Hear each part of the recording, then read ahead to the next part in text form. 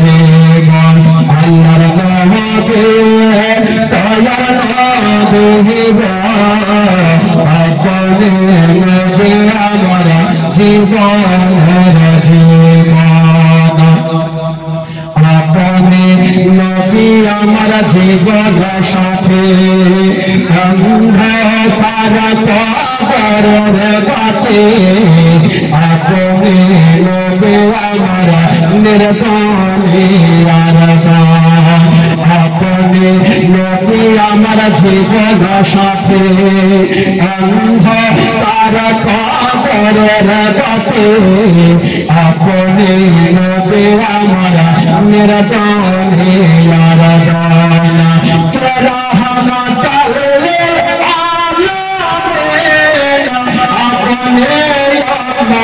तेरा जामीना तेरा हमतल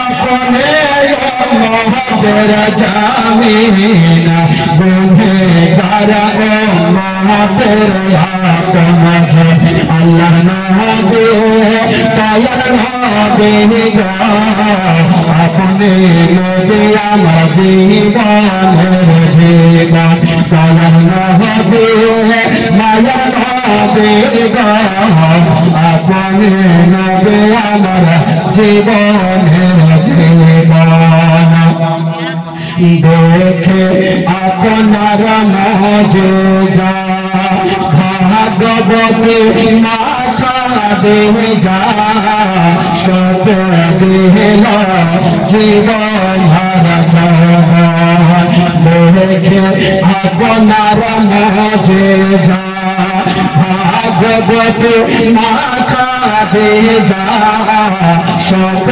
দিল জীবন হারা জীবন কেমন দাওনা যাহা ছিল চলো সদ দিল কেমন দাওনা যাহা ছিল চলো সদ দিল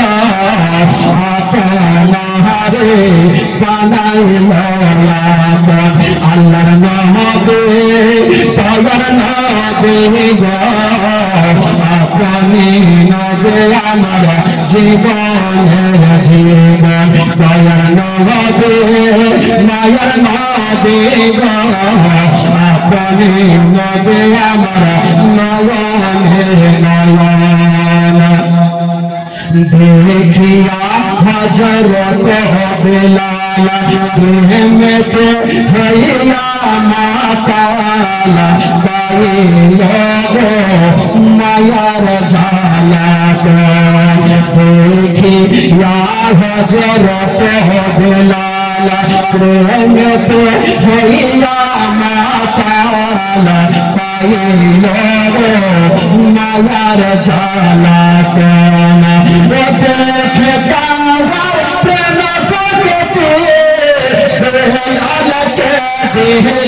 मुक्ति वो देखता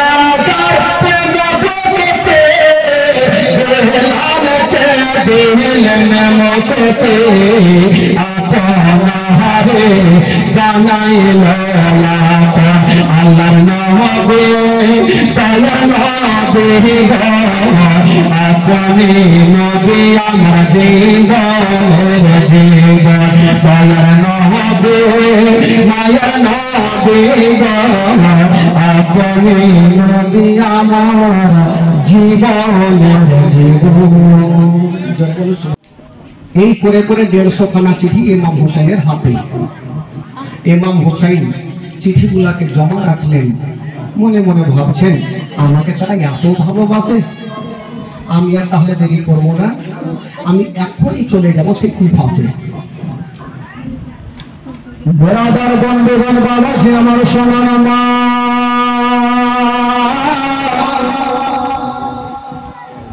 ইমাম হোসেনের যেমনই বাবা রানা দিচ্ছেন কোথা শহরের দিকে, আহালিয়ারা এসে বাধা দিয়ে দিলেন, বলে মা ফাতেমার বেটা হোসেন আপনি কোথায় যাবেন? বলে আমি যাব সেই কোথা শহরে। আহলিয়ারা বলছেন ওই কুফা শহর আপনাকে আমরা কোনো মতে যেতে দেব না। বললো কেন? বলো এর জন্য দেব না, ওই কুফার মানুষেরা ভালো নয়, কুফার মানুষেরা গাদ্দার বেওয়াফা। বলল না, আমি 150 খানা আমার নামে চিঠি এসেছে বাবা গো, ওই 150 খানা চিঠি বার করে দিয়া আহলিয়াদের সামনে রেখে দিয়েছেন।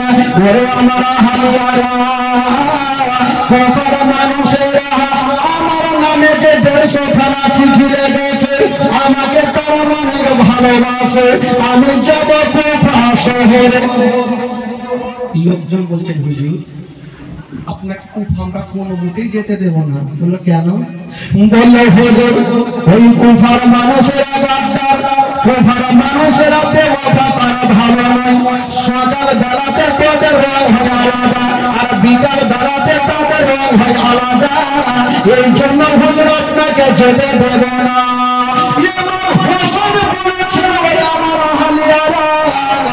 আমাকে তোমরা বাধা দিও না, আমাকে কুফা শহরে যেতে দাও বাবা গো। ইমাম হোসেন বারবার করে বলতেছে, আহলিয়ারা বলছেন হুজুর আমরা কোনো মতে কুফা শহরে আপনাকে যেতে দেব না। ইমাম হোসেন বলছে যাব, আর ইনারা বলছেন হুজুর যেতে হবে না, কারণ কুফার মানুষেরা ভালো না। এখন মিষ্টি বলে আপনাকে ডাকছে, পরে থেকে গাদ্দারি করবে। ইমাম হোসেন বলল তাহলে কি করব?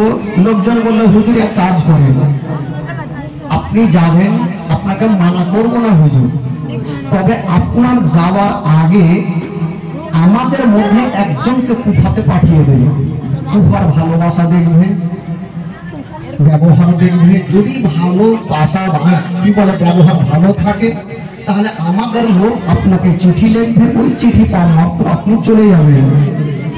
ইমাম হোসেন বলেছিল আমি যাকে পাঠাবো তার কি হবে? লোকজন বলেছিলেন হুজুর আমাদের মধ্যে কেউ গিয়ে যদি শহীদ হয়ে যায় তবে দুনিয়া কাঁদবে না, আর আপনি গিয়ে যদি শহীদ হয়ে যান তবে দুনিয়ার চোখের পানি বন্ধ হবে না। আমরা গিয়ে যদি শহীদ হয়ে যায় দুনিয়া কাঁদবে না, আর আপনি গিয়ে যদি শহীদ হয়ে যান তবে দুনিয়ার চোখের পানি থামবে না। ইমাম হোসেন বলল তাহলে কাকে পাঠাবো? যেমন এই কথা বলতেন ইমাম হোসেনের একজন চাচাতো ভাই যার নাম হচ্ছে ইমামে মুসলিম, উনি হাত তুললেন, ভাইজান আমি যাবো সে কুফাতে। ভাই মুসলিম তুমি যাবে? হ্যাঁ আমি যাবো। ঠিক আছে ভাই, যখন তুমি যাবে তবে যাওয়ার জন্য রেডি হয়ে যাও। ইমামে মুসলিম বলেছিলেন হুজুর আমি যাব, জানি না কুফা শহর থেকে ঘুরে আসবো কি আসবো না, তাই যাবার আগে হজরের নামাজটা জামাতে পড়ে আমি কুফা রওনা দিব। বাবা গো হজরের যখন মসজিদে আযান হচ্ছে আসসালামু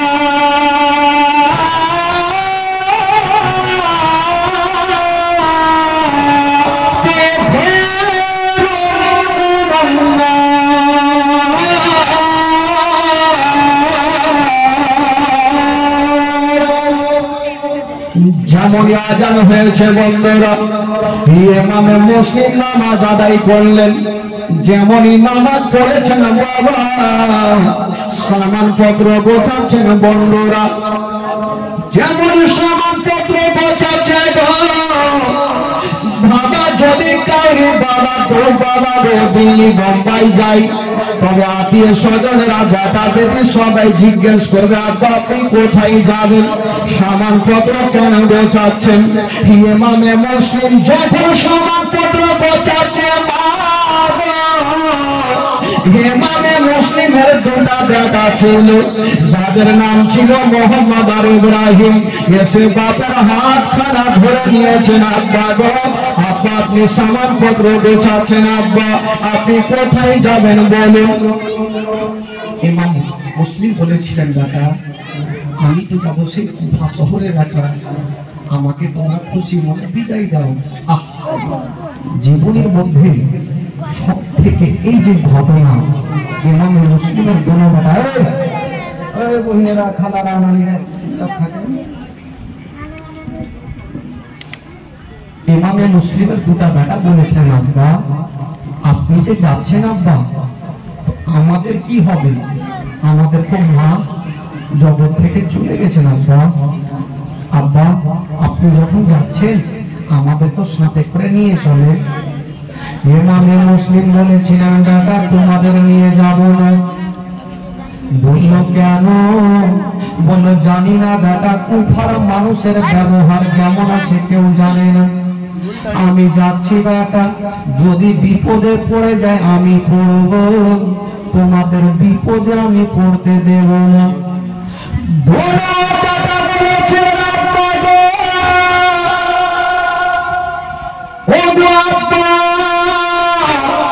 আমাদের মা নাই, মা জগৎটা ছেড়ে চলে গেছে বাবা। যারা মা দুনিয়াতে নাই তারা দুনিয়াতে কিছুই নাই বাবা। আব্বা আপনি যাচ্ছেন আব্বা, জানি না যদি আপনি ঘুরে আসবেন কি আসবেন না। আব্বা আপনি যদি চলে যান আমাদের সারাটা জীবন অন্ধকার হয়ে যাবে। ইমামে মুসলিম বলেছিল, ওরে লাগনা দুলারা, ওরে পালে যারা পারা, ওরে মায়ের তারা, তোমরা জিদ করো না। জানি না বেটা কুফার মানুষেরা বারবার না ভালো, যদি বেটা তারা বারবার হয় তবে আমি বিপদে পড়ে যাবো, তোমাদের বিপদে ফেলবো না। কোন বেটা বাপের হাত আমাকে বলছে না পাবো, কপালে যেটা লেখা আছে সেটা হবে। আপনি যদি বিপদে পড়ে যান তবে আপনাকে আমরাও বিপদে পড়বো, কিন্তু আপনাকে আমরা পাঠাবো না। আব্বা যদি বিপদে পড়তে হয় আমরাও পড়বো আব্বা, একাই আপনাকে ছাড়বো না। ইমামে মুসলিম বলছে, না রে বেটা জিদ করো না।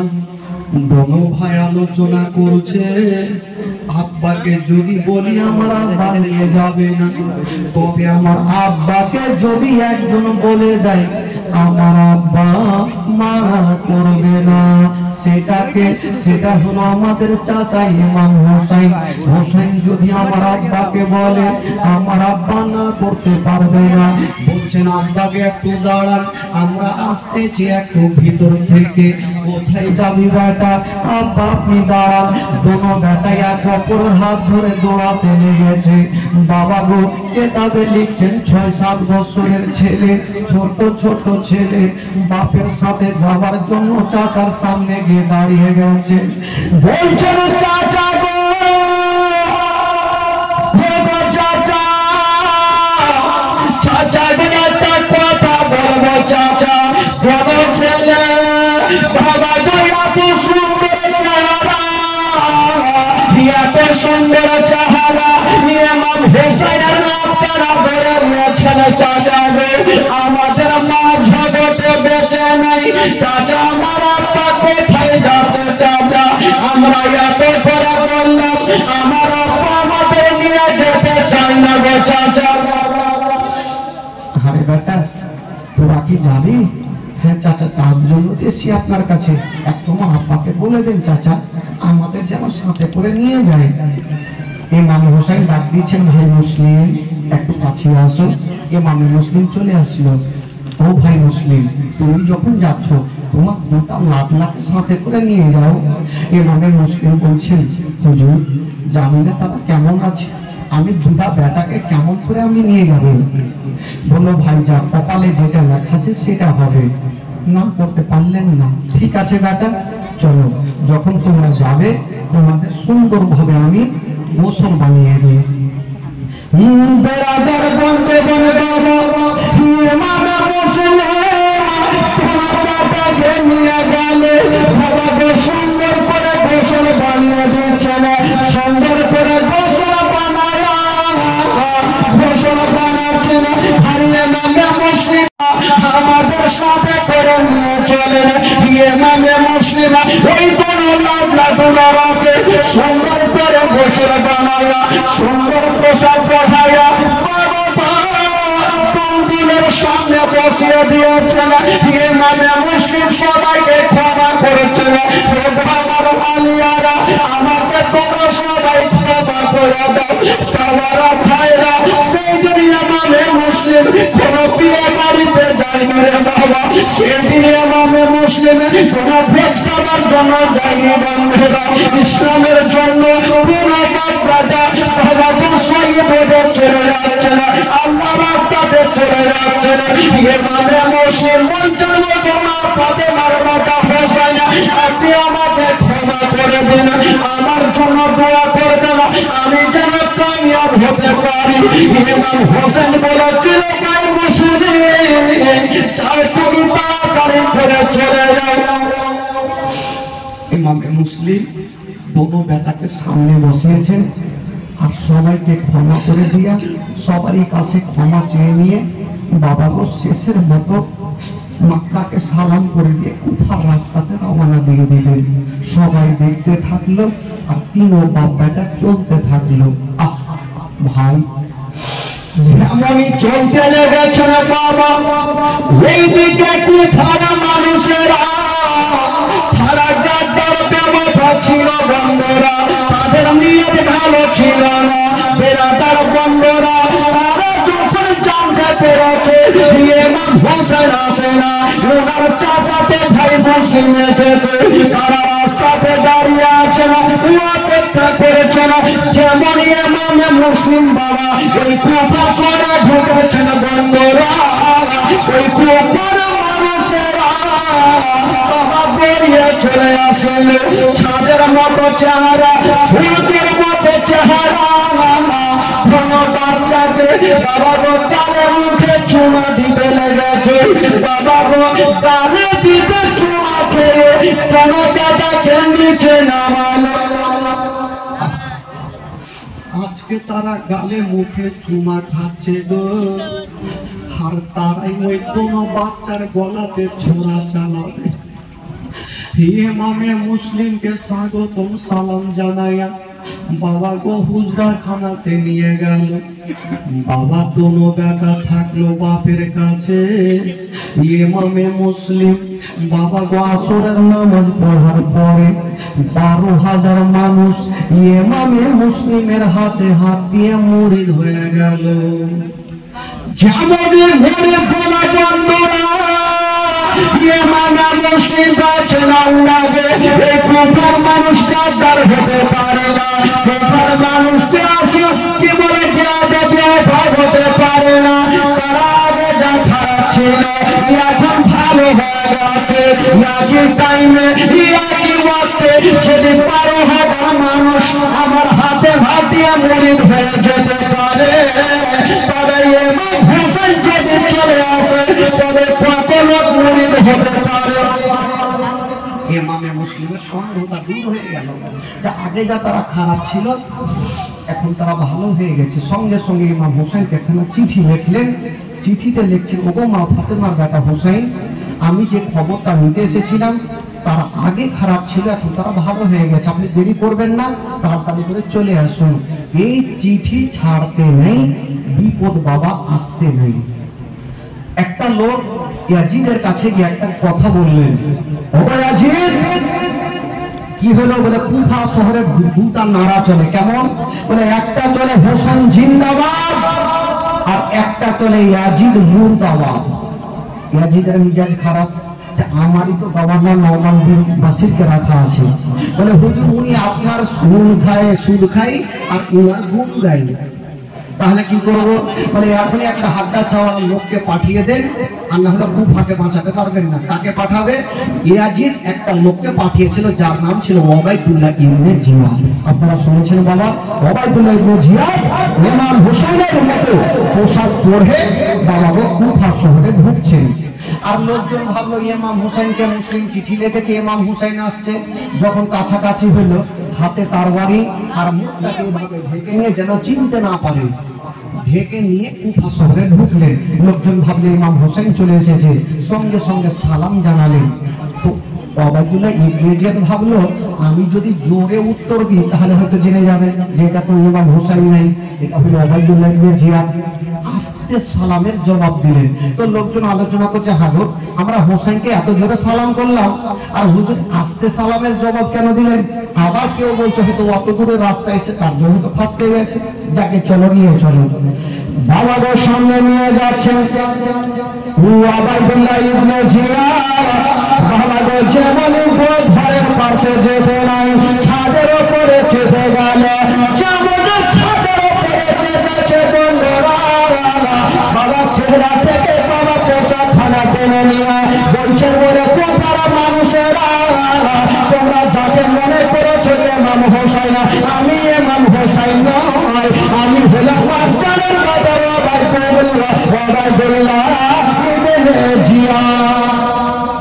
সবাই থমকে দাঁড়িয়ে গেল। আরে আমরা হুসাইন মনে করে নারা লাগালাম, সালাম জানালাম, এটা তো ওবায়দুল্লাহ ইবনে জিয়াদ। এবার ওবায়দুল্লাহ ইবনে জিয়াদ বলল, শুনো কে তোমরা আছো যে ইমাম মুসলিমের হাতে হাত দিয়ে মুরিদ হয়েছে, এখনই মুরিদ ভেঙে দাও, নচেত একটা কেউ জিন্দা রাখবো না। ওই যে 12,000 মানুষ একই টাইমে মুরিদ হয়েছিল, একটা একটা করে মুরিদকে ভাঙতে লাগলো। এবার ইমামে মুসলিম দেখছেন বিপদ আমার উপরে চলে আসতে পারে, তার দু বেটাকে কাজী সারহার বাড়িতে জমা রাখলেন।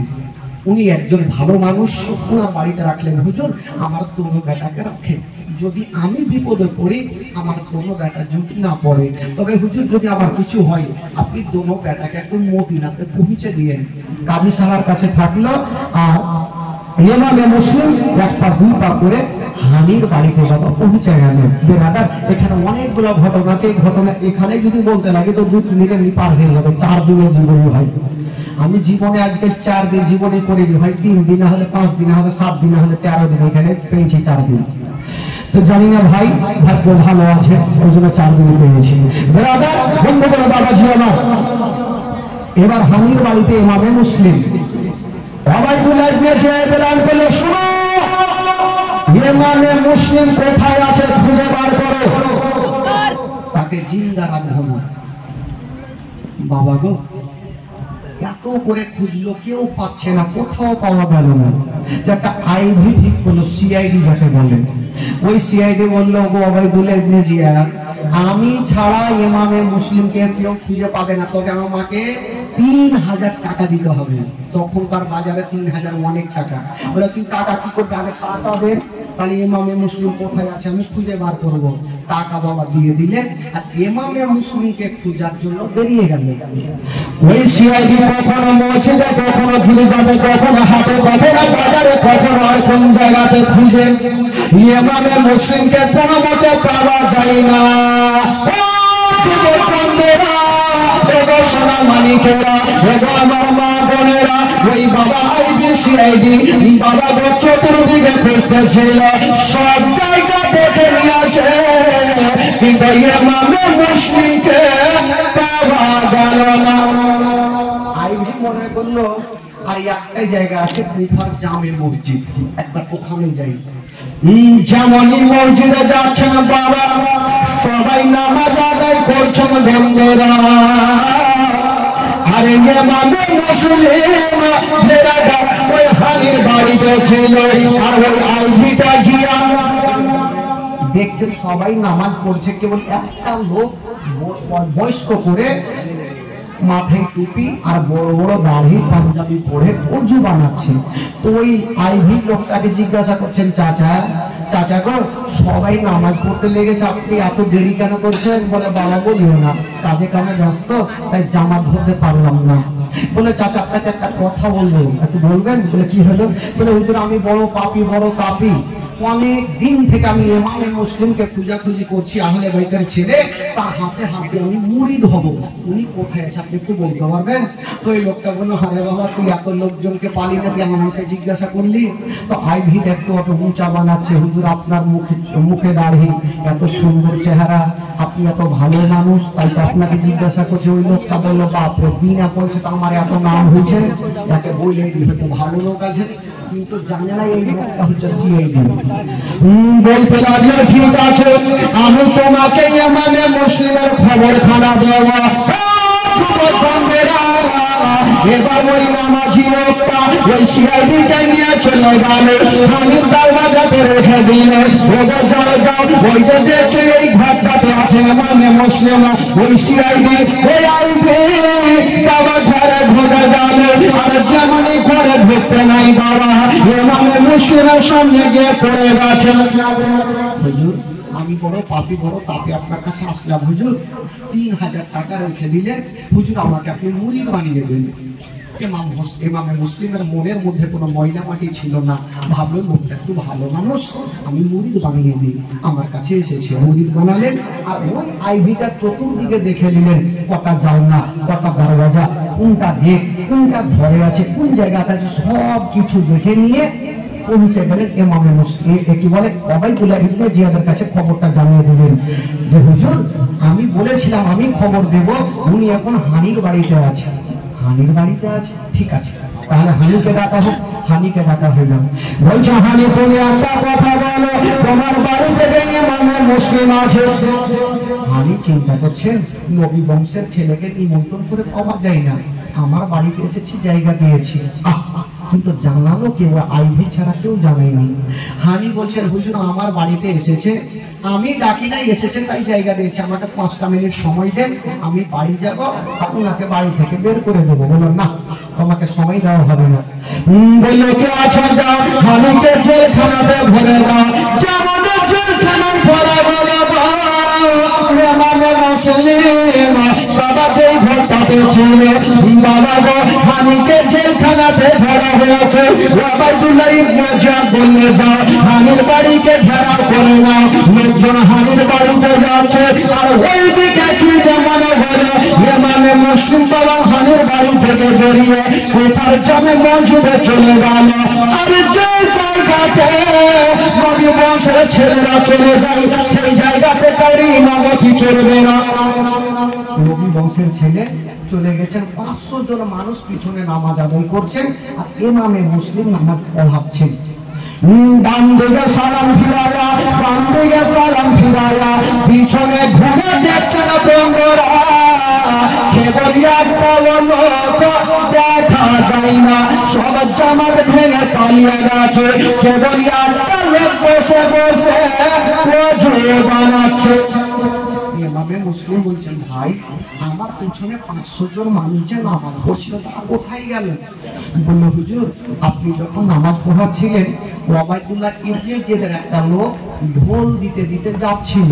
আর বলছিল ইমামে মুসলিমকে যারা বাড়িতে জায়গা দিবে তাদের বাড়ি ঘরকে জ্বলিয়ে দেবে হুজুর সবাই পালিয়ে গেছে কারণ জানেন আপনার সঙ্গে যেন দেখা না হয় আপনি তো নবী বংশের ছেলে যদি কাউকে বলেন যে আপনার বাড়িতে জায়গা দেন না করতে পারবে না এই জন্য দেখা করবে না সবাই পালিয়ে গেছে এই কথা বলতে নেই ইমামে মুসলিমের কলেজা খানা যেন চুর চুর হয়ে গেল আল্লাহ জানি না আমার মরণের কোনো ভয় নাই একটাই ভয় আমার ভাই হোসেনকে আমি চিঠিখানা লিখে দিয়েছি আমার ভাই হোসেন চলে আসবে আল্লাহ গো জানি নাই কুফার মানুষেরা গাদ্দার বেওয়াফা ইমামে মুসলিম জুমা মসজিদ থেকে বেরিয়ে গেল রাতের অন্ধকারে রাস্তা ধরে চলে যাচ্ছেন বাবা চতুর্দিকে জানলা দরওয়াজা বন্ধ কাউরি বাড়ি খোলা নাই দরওয়াজা খোলা নেই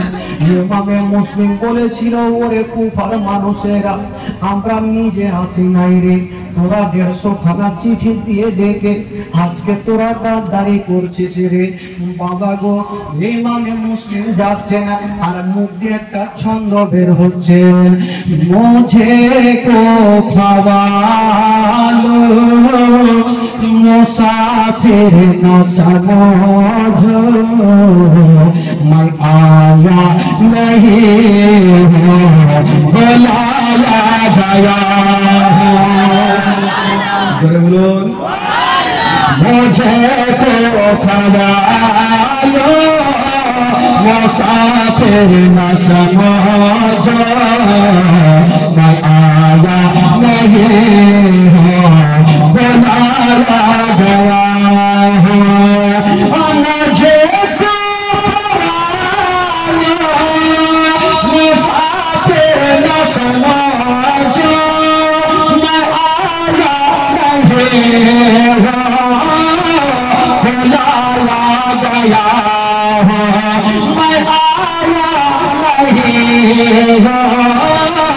बुलाया गया बेहेश्ते गली में माता बन रहा है बेहेश्ते गली में माता बन रहा है मैं तेरा नहीं हूँ बसाया गया है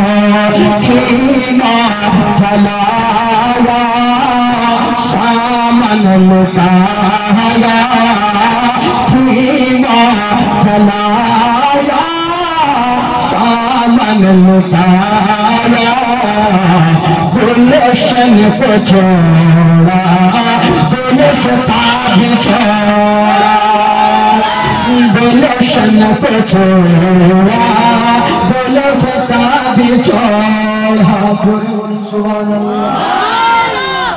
ভাই আমার বাড়ি হচ্ছে রতুয়া যদি এই গ্রামে আমার কোন দুশ্মন থাকে গো সবাই যদি বাবা তার বাড়ি ফাঁসা নিয়ে রেডি হয়ে থাকে বলুন আমার দিলখানা কত কাঁদবে কোথায় যাব ইমামে মুসলিম বাবা গো রাস্তা ধরে চলে যাচ্ছেন চোখ দিয়ে পানি থামে না কেন কাঁদতেছিল বাবা মা তো শুনেন ঘটনা শুনেন কলেজা খানা ফেটে যাবে মা ইমামে মুসলিম নিজের জন্য কাঁদে না শুধু দুটা বেটার জন্য ডুবরে ডুবরে কাঁদছে আল্লাহ জানি না যদি আমার কিছু হয়ে যায় আমার দোনো কলেজার পাড়ার কি হবে আমার দোনো বেটা কেমন করে মদিনায় যাবে ইমামে মুসলিম কাঁদতে ছিল রাতের অন্ধকারে কোন দিকে যাবে কোন জানলা দরওয়াজা খোলা নাই লাইটটা পর্যন্ত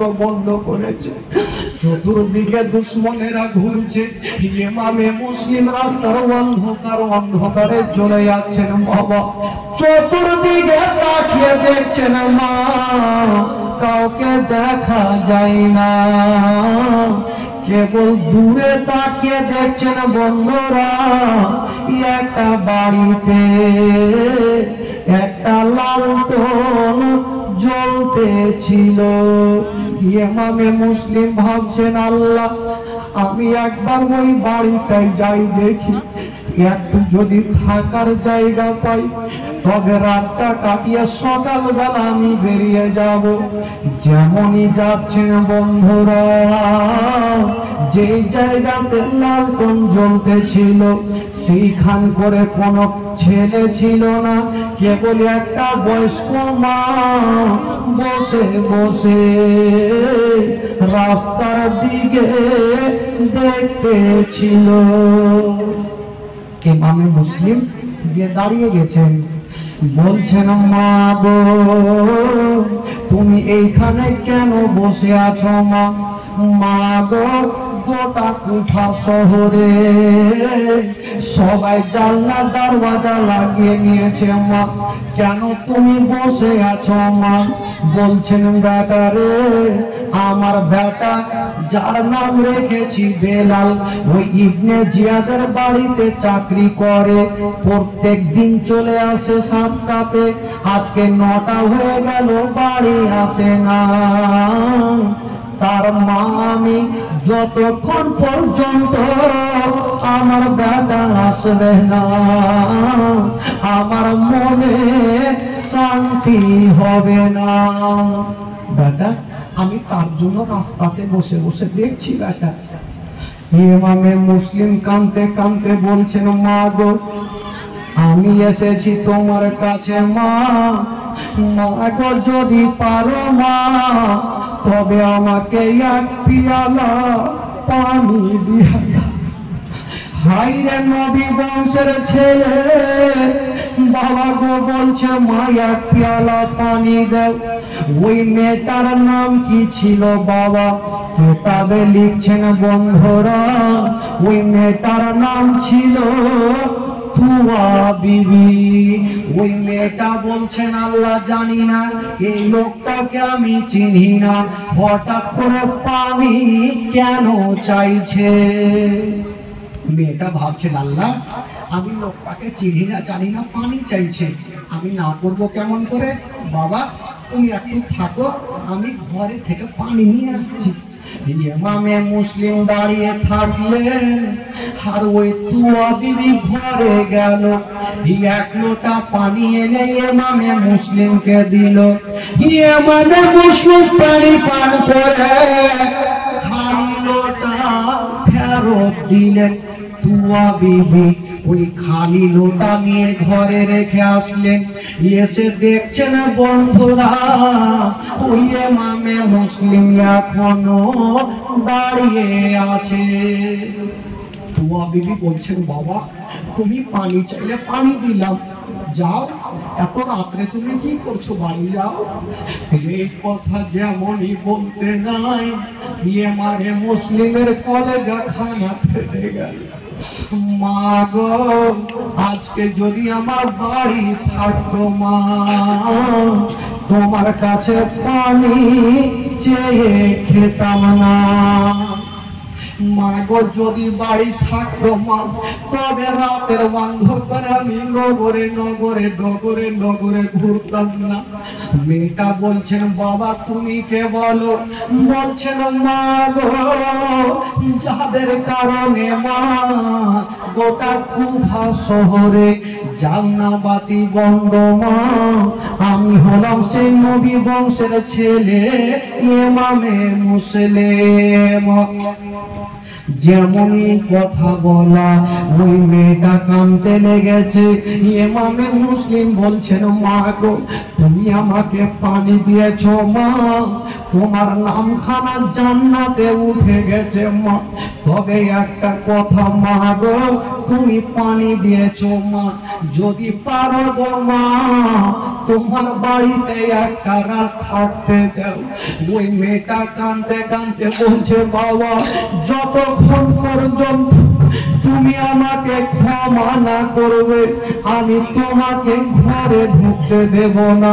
বলছে মা গো তুমি কি অন্যায় করেছো? তুমি তো নবী বংশের ছেলেকে পানি দিয়েছো। ওই মেয়েটা ডুবে ডুবে কাঁদছে আর বলছেন বাবা রে আমি একটা বিশাল বড় অন্যায় করে ফেলেছি। বললো কি অন্যায়? বলছে না বাবা কাল হাসরের মাঠে তুমি নবীর সামনে কথাটা বলিও না যে তুয়া বিবি আমাকে চিনতে পারে, আমাকে চিনতে পারেনি, নবী বংশের ছেলেকে চিনতে পারেনি। বাবা যতক্ষণ পর্যন্ত তুমি আমাকে ক্ষমা করবে না আমি তোমাকে জায়গা দেব না। ইমামে মুসলিম বলছেন মা আমি তোমাকে ক্ষমা করলাম মা, একটু ঘরে জায়গা দাও না। ওই মেয়েটা ইমামে মুসলিমের হাত ধরে ঘরে নিয়ে গেল। ইমামে মুসলিম ঘরের মধ্যে বাবা বিছানায়। ওই মেয়েটা ভাবছেন আল্লাহ জানি না ইমামে মুসলিম আমার বাড়িতে আর আমারই একটা বেটা ইবনে জিয়াদের বাড়িতে চাকরি করে।